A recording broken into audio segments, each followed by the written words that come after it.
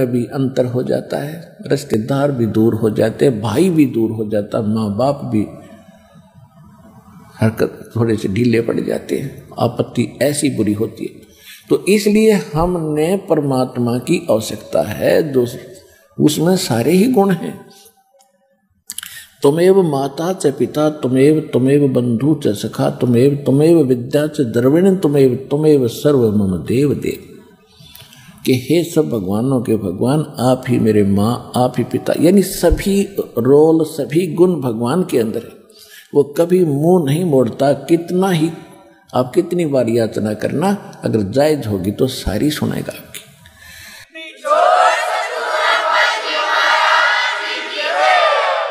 वो कति सुखी हो गया और भगवान को क्या देर लगे है।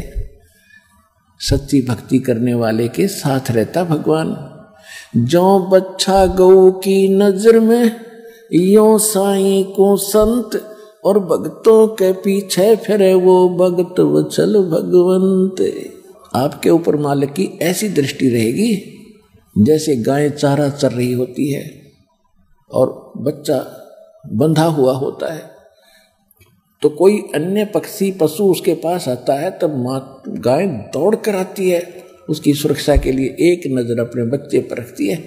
तो इसी प्रकार कहते हैं जो बच्चा गौ की नज़र में यो साईं को संत, यानी अपना जो भक्त, आपने दीक्षा ले ली, आप आज से भगवान के बच्चे होगे और आपके ऊपर ऐसी नज़र रहेगी भगवान की जैसे गाय अपने बच्चे पर रखती है और काम करते करते।